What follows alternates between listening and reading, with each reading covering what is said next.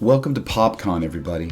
You know, part of my Saturday night growing up, anywhere between 1977 and 1986, right there in my formidable TV years, I enjoyed some silly fluff that I think a lot of you did as well. This show, it excited me, as well as sparked the mystery of a cruise industry I was so far away from, living in the Pacific Northwest. We're talking about the Love Boat, and we're honoring her captain today. Because of the show, I even remember wanting to own or operate a cruise ship at one point, but that was a very short-lived dream, or short-lived dream for sure, I should say. But the show did get me to meet and discover a lot of other pop culture favorites. However, the characters and the escapades were true escapism I always found comforting. And we are here to talk about the firm but always fair father figure, Captain Stubing. To Gavin MacLeod, the ever-friendly looking actor to portray the captain, I dedicate this little homage. Rest in peace. You know, 90 years providing so many with so many memories and so much joy is not a small legacy. That is a huge legacy, and that's why we're here. Gavin, of course, did not start only by doing Captain Stubing on the Love Boat, but that is what he is known for best. For those who don't know, MacLeod appeared on a popular military comedy show helmed by Ernest Borgnine, McHale's Navy. This is about from 1962 to 1964 that Gavin played Joseph Happy Haynes. There he is with that hat, and I can't help think of another PopCon alumni when I see this picture. I think of Vic Tayback as Mel on Alice. From McHale's Navy, we move on to probably the second most famous role of Gavin MacLeod's, and my new favorite. MacLeod played newswriter Murray Slaughter, a close friend to Mary Tyler Moore and sparring partner for Ted Knight's Ted Baxter and Betty White's Sue Ann Niven. Now, as an adult, this show now takes kind of top spot over Love Boat, but it doesn't diminish my love for the Love Boat, especially those Saturday evenings and settling in to that show, followed by the often creepy Fantasy Island. But the Love Boat. It was a special show, and yes, the silliness and the repeating storylines, you could notice them, and maybe it was a bit cheesy, especially now.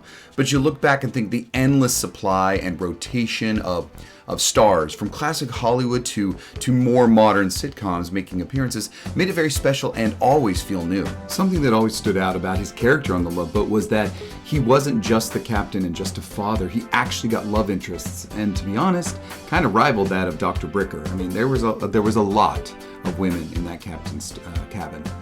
And when they filmed on location, my imagination went wild. Now, because this is PopCon and I love toys, did you know you could relive your Pacific Princess adventures with not only one, but two Love Boat playsets?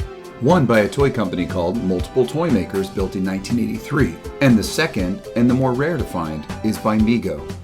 The Multiple Toy Makers version was multiple decks of many cruise cabins, and a lot of these multicolored guests and crew here enjoying the Pacific Princess's decks. But the Mego one, which is only a couple of decks, had different parts of the ship that were familiar from the show, and even had a bar that you could pretend was the Pirate's Cove and Man It by Isaac. Yep, you guessed it. That means they even had action figures.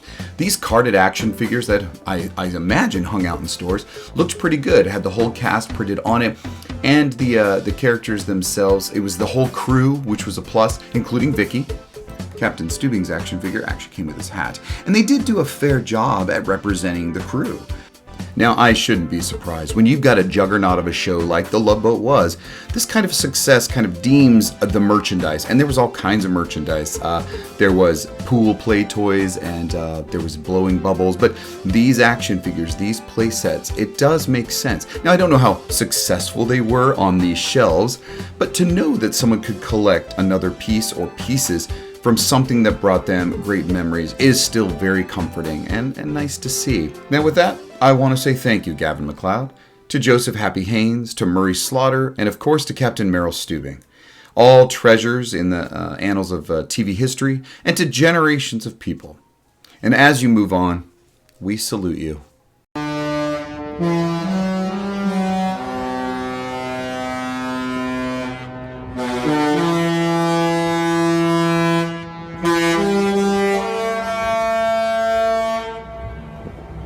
Yeah.